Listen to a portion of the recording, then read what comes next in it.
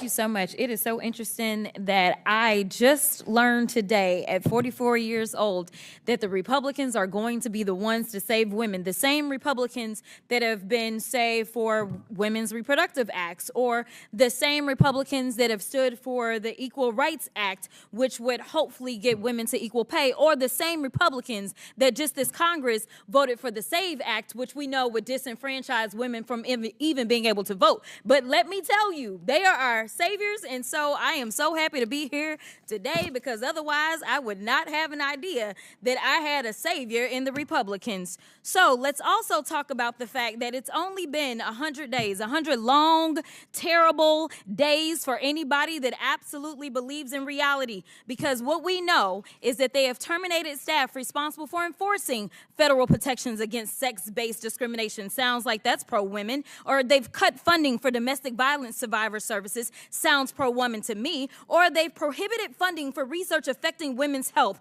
That definitely sounds pro-women to me. Essentially, they closed the Department of Education's Office of Civil Rights. Again, sounds like they are fighting for us.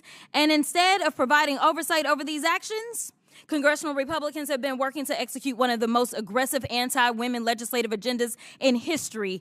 And yet, they're here today trying to convince the American people that discriminating against trans people is somehow the only way to protect women. This hearing has nothing to do with improving government efficiency. It's another attempt by Republicans to distract from their demonic and disastrous policies that are making it more difficult for Americans to make ends meet. So, Ms. Goss-Graves, I want to play a game. It's called Trump or Trans. You ready?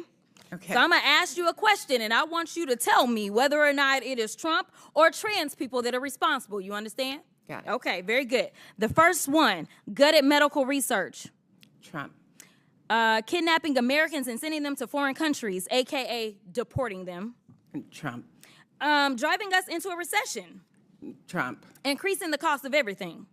Trump. Waging an idiotic tariff war. Trump. Harming farmers. Trump. Ignoring the Constitution. Trump. Proposing to take away Social Security. Trump.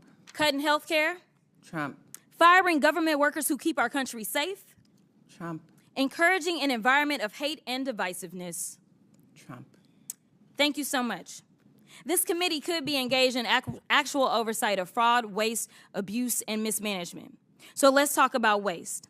Like Trump's plan to spend almost $100 million for his little birthday parade, or how he spent 25% of his first 100 days golfing, costing taxpayers tens of millions of dollars. In fact, it's a little bit over $30 million at our last estimation. In fact, President Trump is on pace to spend more than $1 billion of taxpayer dollars just on golfing. Yet the Republicans have been silent.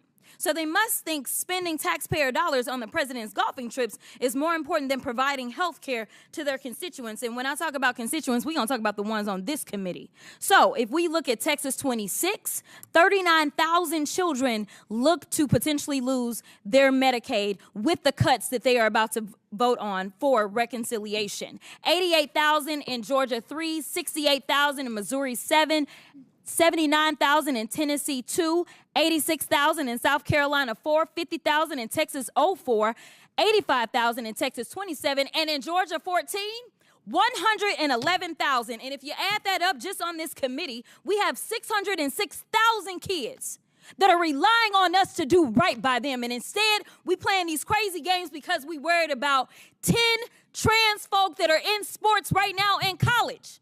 I wasn't elected to be engaged in these fights. I was elected to make sure that those kids, the kids that they are about to neglect with these terrible votes that they're about to take, I was elected to protect them and to make sure that they could grow up and have all the opportunities. But let's keep on track.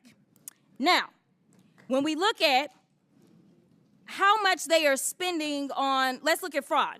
We could investigate whether the White House and the members of this subcommittee engaged in insider trading and market manipulation. Maybe it's a coincidence that the chairwoman brought hundreds of thousands of dollars worth of stock the day before Trump announced a 90-day pause on tariffs.